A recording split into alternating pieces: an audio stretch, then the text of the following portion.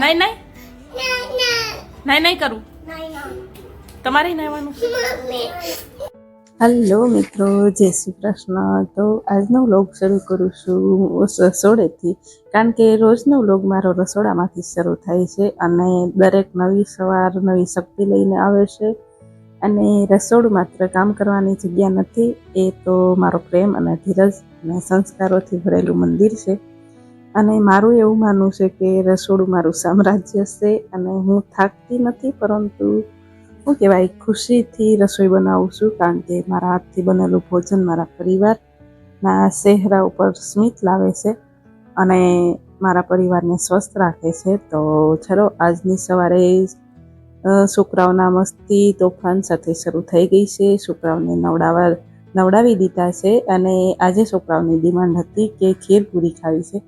તો જો એક બાજુ દૂધ ઉકળવા મૂક્યું હતું અને એમાં પલાળેલા ચોખા નાખી દીધા, પછી ખાંડ નાખી દીધી ને જો હવે ઘી નાખી દીધું. ખીર એકદમ સરસ મલાઈ વાળી તૈયાર થઈ ગઈ છે. ને એક બાજુ જો પૂરીનો પહેલાં લોટ બાંધી દીધો હતો અને પૂરી બનાવી દીધી છે. આજે અસ્તિબેન કહે કે મારે લંચમાં ખીર પૂરી લઈ જવાની છે, તો જો એમના માટે રસોઈ બનાવી, પેલું શું કહેવાય, લંચ બોક્સ તૈયાર કરી દીધું છે અને આજે 2 ડબ્બા લઈને જવાની છે. તો ચલો, જો કપડાં પલાળેલા હતા મશીનમાં અને હવે હાલો શરૂ કરી દઈએ. એટલે મસ્ત શું કહેવાય, કપડાં મશીનમાં ધોઈ દઈ અને પછી અસ્તિબેનને આપણે મૂકવા જાઉં. તો સૌથી પહેલાં તો બધાને જય Shri Krishna, good morning, welcome to my new vlog. હું છું કૈલાસ, એક સીધી સાદી ગૃહિણી અમદાવાદથી, અને તમે જોઈ રહ્યા છો કૈલાસબેન ગુજ્જુ વ્લોગ નામની ચેનલ છે.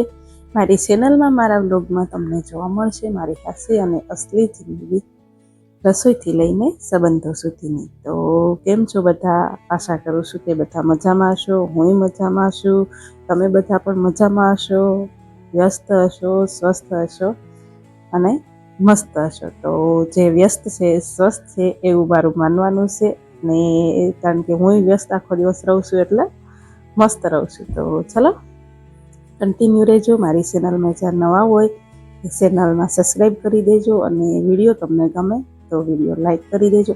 તમે વિડીયો જોઈ લેશો પણ લાઈક કરવાનું ભૂલી જાઓ છો, એટલે મારે હર વખત કહેવું પડે. તો પ્લીઝ તમે લાઈક કરો, અને સબસ્ક્રાઈબ ન કર્યું હોય તો સબસ્ક્રાઈબ કરી દો. તો ચલો, કન્ટિન્યુ રહેજો.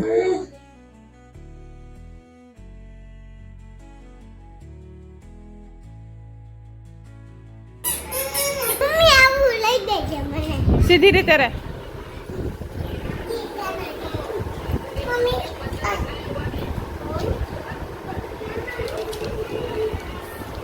એ ખોલાય નહીં, છી છે ખોલવાનું નહીં.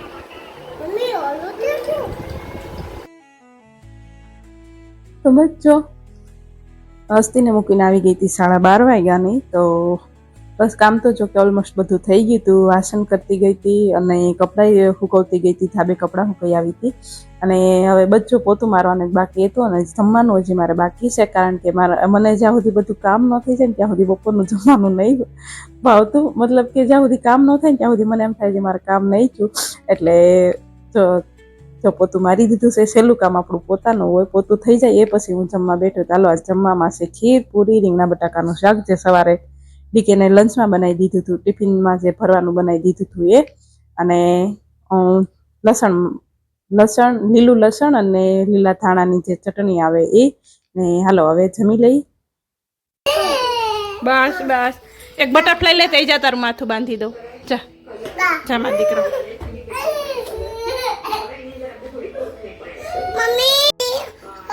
ખાવું? હાલે ઈ ખાવું.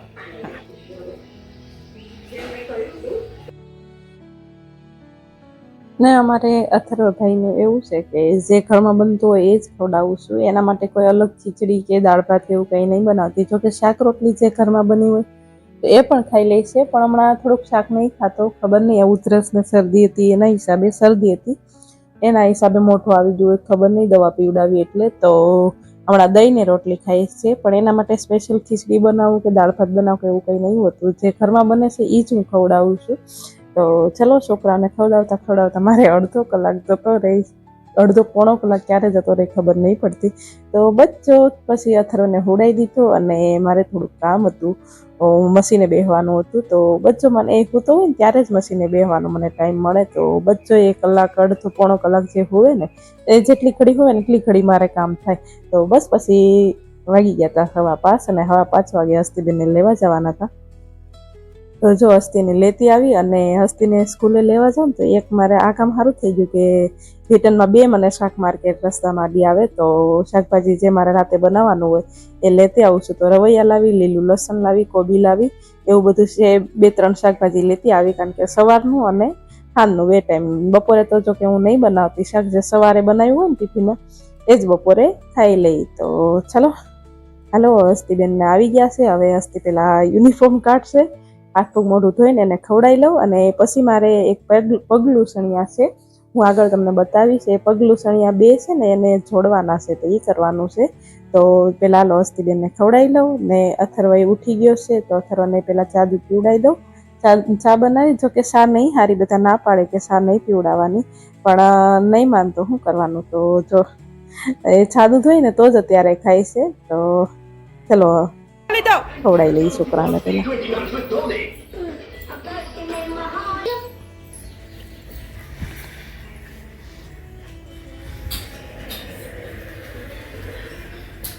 હું ખાવું?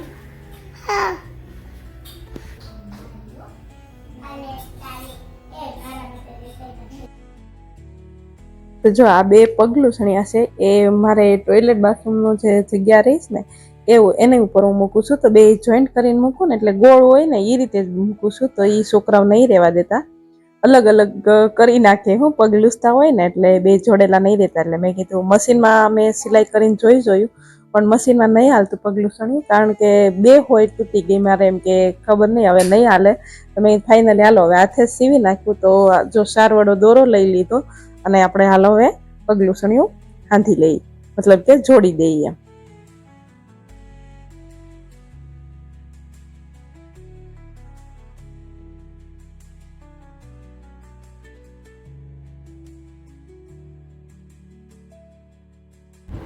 કેટલા દિવસથી વાત કરતી હતી આજે કરું કાલે કરું, ફાઇનલી આજે આપણું પગલું સણિયું તૈયાર થઈ ગયું છે, જોડી દીધું છે ને બસ હવે કરશું રાતના જમવાની પ્રિપરેશન. તો આજે બનાવવાનું છે ગલકાનું શાક, જે હું માર્કેટમાંથી લઈ આવીશું.